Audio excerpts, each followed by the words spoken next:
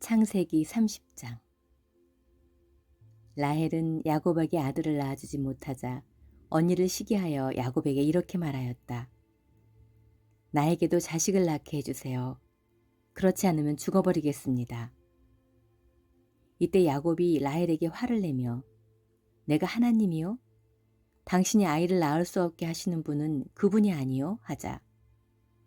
라헬이 그에게 내 여종 비라의 잠자리에 들어 나를 위해 아이를 낳을 수 있게 해주세요.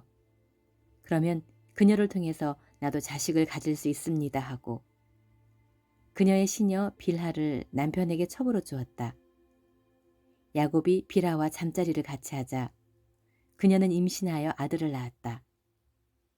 이때 라헬은 하나님이 나의 억울한 사정을 아시고 내가 호소하는 소리를 들으셔서 나에게 아들을 주셨다 하고 그 이름을 단이라고 지었다.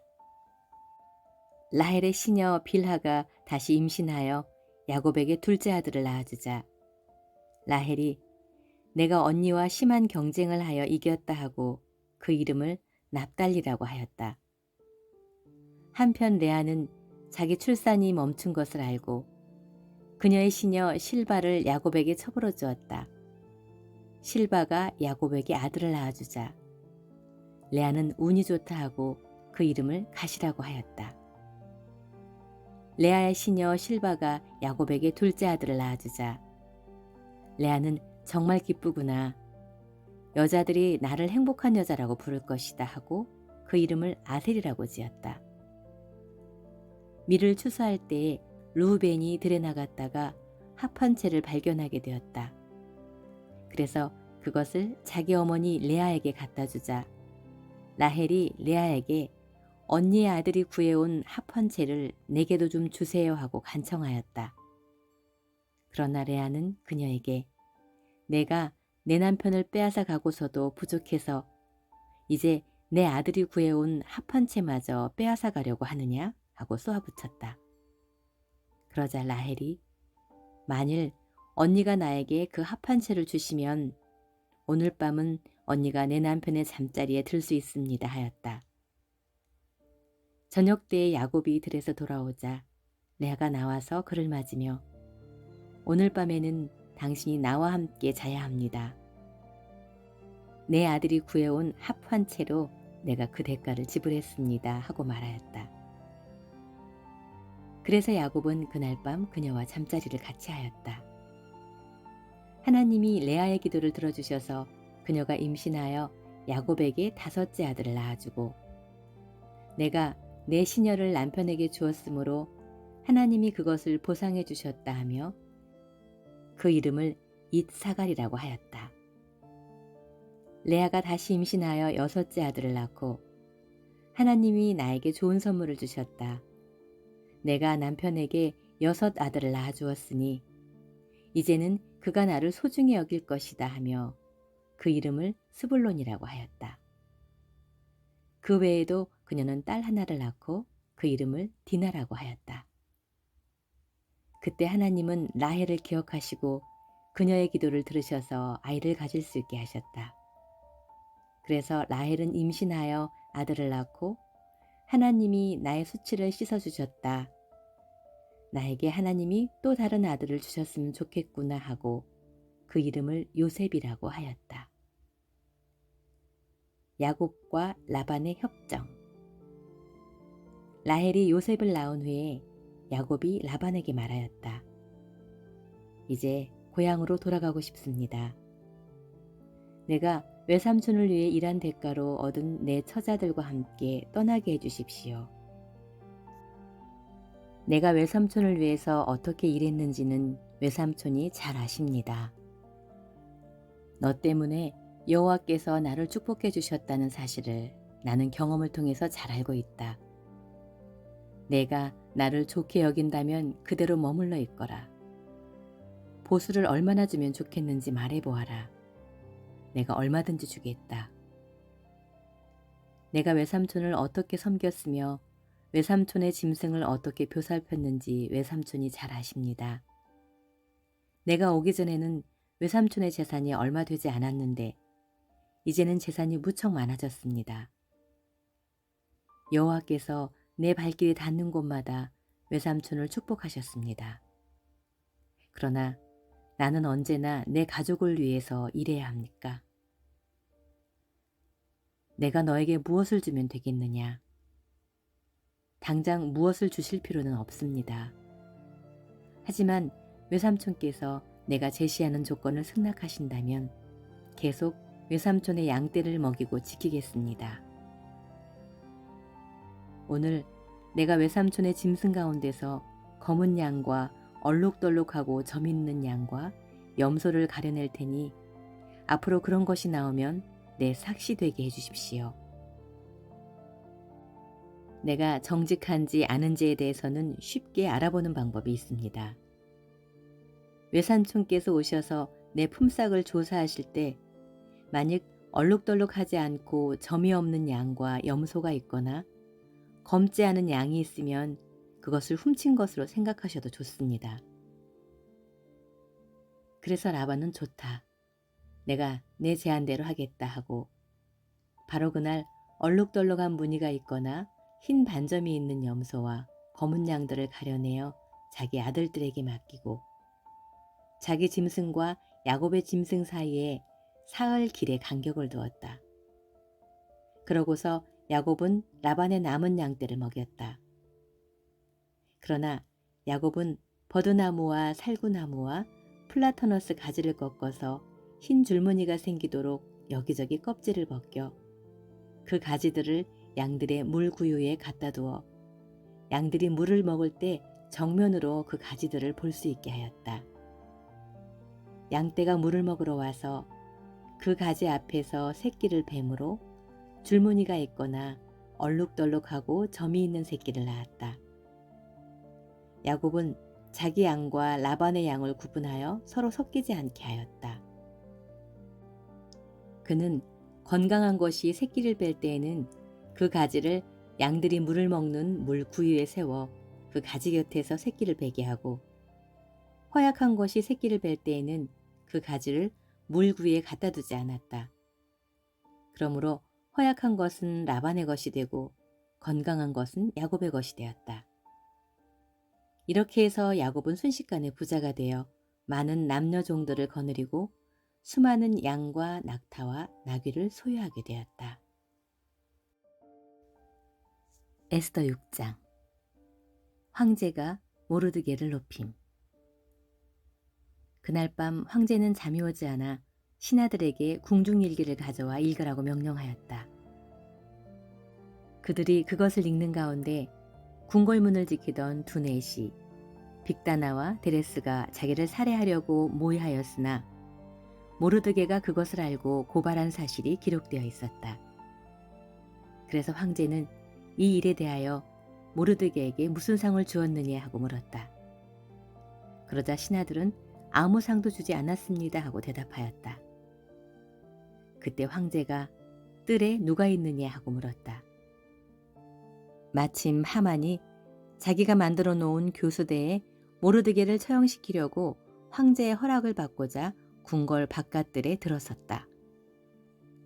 그래서 신하들은 하만이 황제를 뵙기 위해 뜰에 서 있다고 대답하였다. 그러자 황제는 그를 들여보내라고 명령하였다. 하만이 들어가자 황제는 내가 영예를 주고 싶은 사람에게 어떻게 하면 좋겠느냐 하고 물었다. 그때 하만은 황제가 영예를 주고 싶은 사람이 자기 외에는 없을 것을 생각하고 이렇게 대답하였다. 황제 폐하께서 영예를 주고 싶은 사람에게 황제의 예복과 말과 왕관을 가져오게 하여 황제께서 가장 귀하게 여기시는 신하가 그 사람에게 황제의 예복을 입히고 그를 말에 태워 성 안 거리로 다니시게 하시며 그 신하에게 황제가 영예를 주고 싶은 사람에게는 이렇게 할 것이다 하고 사람들 앞에서 외치게 하십시오. 그러자 황제는 하만에게 이렇게 명령하였다. 너는 급히 내 예복과 말을 가져다가 궁궐 문 앞에 앉아있는 유다 사람 모르드게에게 내가 말한 것을 하나도 빠짐없이 시행하라. 그래서 하만은 황제의 예복을 가져다가 모르드게에게 입히고 그를 황제의 말에 태워 성 안 거리로 다니며 그 앞에서 황제가 영예를 주고 싶은 사람에게는 이렇게 할 것이다 하고 외쳤다. 그런 다음 모르드게는 다시 궁궐문으로 돌아가고 하만은 창피해서 얼굴을 들지 못한 채 머리를 싸매고 급히 집으로 돌아가 자기 아내 세레스와 모든 친구들에게 자기가 당한 일을 다 말하였다. 그러자 그의 아내와 친구들 중 지혜로운 자들이 모르드게가 정말 유다 사람이라면 하만이 굴욕을 당하기 시작한 것이며 그가 계속 모르드게를 대적한다면 결국 파멸될 것이라고 일러주었다. 그들의 말이 미처 끝나기도 전에 황제의 내시들이 와서 하만을 에스더의 잔치에 급히 데리고 갔다. 마가복음 2장. 며칠 후 예수님은 다시 가버나움으로 돌아오셨다. 예수님이 집에 계신다는 소문이 퍼지자 많은 사람들이 모여들어 문 앞까지 꽉 차서 발들여 놓을 틈도 없었고 예수님은 그들에게 하나님의 말씀을 전하고 계셨다. 이때 4사람이 한 중풍병자를 메고 예수님께 왔다. 그러나 사람들이 너무 많아 그를 예수님께 데려갈 수가 없어서 그분이 계신 곳에 지붕을 뜯어 병자가 누워있는 들것을 달아내렸다. 예수님은 그들의 믿음을 보시고 중풍병자에게 얘야, 내 죄는 용서받았다 하고 말씀하셨다. 그러자 거기 앉아있던 몇몇 율법학자들은 속으로 이 사람이 어째서 이런 말을 하는가? 하나님을 모독하는 말이다. 하나님 한 분 외에 누가 죄를 용서할 수 있단 말인가 하고 생각하였다. 예수님은 즉시 그들의 생각을 아시고 왜 그런 생각을 하느냐? 중풍병자에게 내 죄는 용서받았다 하는 말과 일어나 내 침구를 들고 걸어가라 하는 말 중에 어느 것이 더 쉽겠느냐? 땅에서 죄를 용서하는 특권이 내게 있다는 것을 보여주겠다 하시고 중풍병자에게 내가 너에게 말한다. 일어나 침구를 가지고 집으로 돌아가거라 하고 말씀하셨다. 그러자 그는 곧 일어나 모든 사람들이 지켜보는 앞에서 침구를 걷어가지고 걸어나갔다. 사람들은 이것을 보고 모두 놀라 이런 일은 처음 보았다 하면서 하나님을 찬양하였다. 예수님이 다시 바닷가로 나가시자 많은 군중이 뒤따라와서 예수님은 그들을 가르치셨다. 그런 다음 길을 가시다가 알페오의 아들 레위가 세관에 있는 것을 보시고 나를 따라오너라 하시자 그가 일어나 예수님을 따랐다. 예수님은 레위의 초대를 받고 그의 집에 가서 식사를 하시게 되었다. 예수님을 따르던 많은 세무원들과 죄인들도 자리를 같이 하였다. 이것을 본 바리새파 율법학자들이 예수님의 제자들에게 어째서 당신들의 선생은 세무원이나 죄인들과 함께 식사하시오 하고 물었다. 예수님은 그 말을 들으시고 이렇게 말씀하셨다. 건강한 사람에게는 의사가 필요 없고 병든 사람에게만 의사가 필요하다. 나는 의로운 사람을 부르러 온 것이 아니라 죄인을 부르러 왔다. 하늘에서 온 사람. 요한의 제자들과 바리새파 사람들이 금식하고 있던 어느 날 사람들이 예수님께 와서 요한의 제자들과 바리새파 사람들의 제자들은 금식하는데 선생님의 제자들은 왜 금식하지 않습니까? 하고 물었다. 그래서 예수님이 그들에게 대답하였다. 신랑의 친구들이 신랑과 함께 있는 동안에 금식할 수 있겠느냐? 그들은 신랑과 함께 있는 한 금식할 수가 없다. 그러나 신랑을 빼앗길 날이 올 것이다. 그때에는 그들이 금식할 것이다. 낡은 옷에 새 천조각을 대고 깁는 사람은 아무도 없다. 그렇게 하면 새로 기운 것이 낡은 옷을 잡아당겨 더 많이 찢어진다. 또 새 포도주를 낡은 가죽 부대에 넣는 사람도 없다. 그렇게 하면 새 포도주가 부대를 터뜨려 포도주와 부대를 다 버리게 된다. 새 포도주는 새 부대에 넣어야 한다. 어느 안식일에 예수님이 밀밭 사이로 지나가실 때 제자들이 함께 가면서 밀 이삭을 잘라 먹었다. 그러자 바리새파 사람들이 예수님께 보십시오. 저 사람들이 안식일에 해서는 안 될 짓을 하지 않습니까? 하며 트집을 잡았다. 그래서 예수님은 그들에게 이렇게 대답하셨다. 너희는 다윗이 자기 일행과 함께 먹을 것이 없어 굶주렸을 때 한 일을 읽어보지 못했느냐? 아비아달 대제사장 때에 그가 하나님의 집에 들어가 제사장 외에는 아무도 먹을 수 없는 차림빵을 먹고 자기 일행에게도 주지 않았느냐? 그러고서 예수님은 다시 말씀하셨다. 안식일은 사람을 위해 있는 것이지 사람이 안식일을 위해 있는 것이 아니다. 그러므로 나는 안식일에도 주인이다.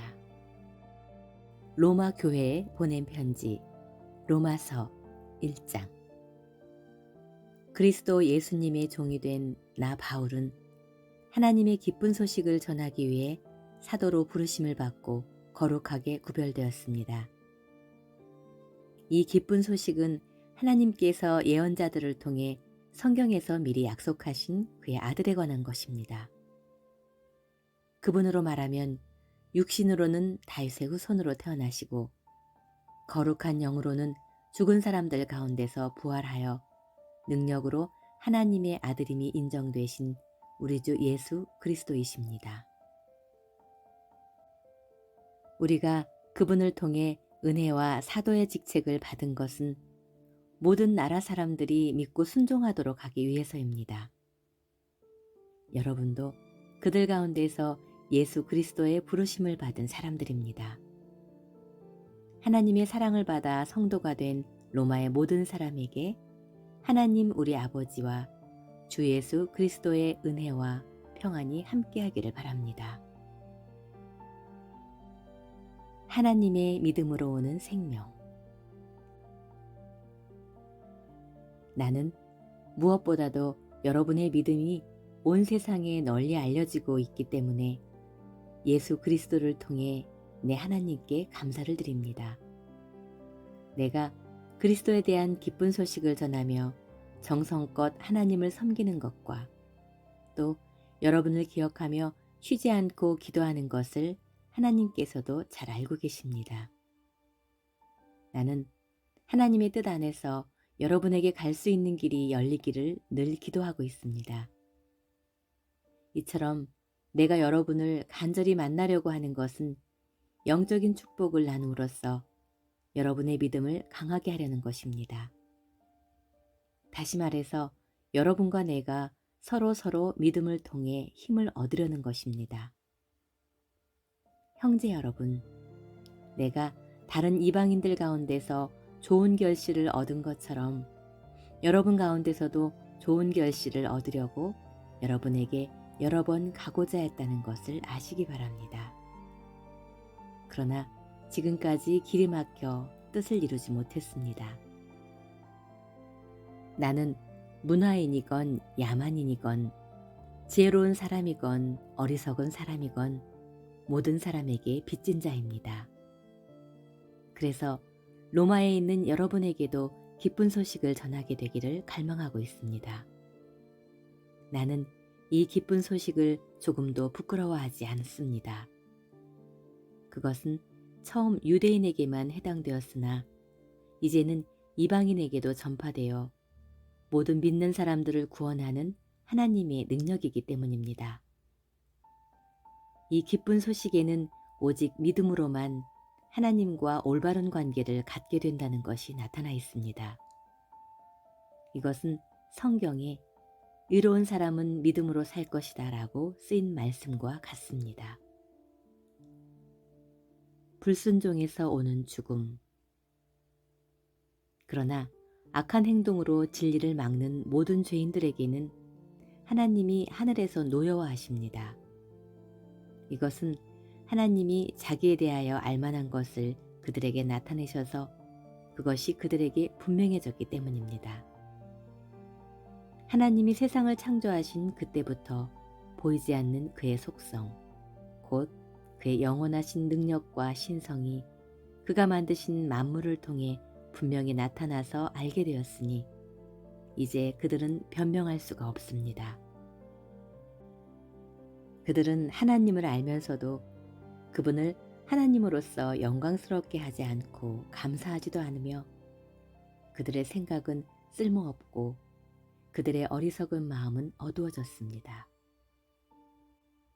그들은 스스로 지혜로운 체 하지만 사실은 어리석어서 영원히 살아계시는 하나님을 섬기지 않고 오히려 썩어 없어질 사람이나 새나 짐승이나 기어다니는 동물 형상의 우상을 섬기고 있습니다. 그러므로 하나님은 그들이 마음의 정욕대로 추잡하게 살도록 내버려 두셨고 그들은 서로 몸을 더럽혔습니다. 그들은 하나님의 진리를 거짓된 것으로 바꾸었고 창조주 하나님보다는 그분이 만드신 것들을 더 경배하며 섬겼습니다. 그러나 길이 찬양을 받으실 분은 하나님이십니다. 아멘.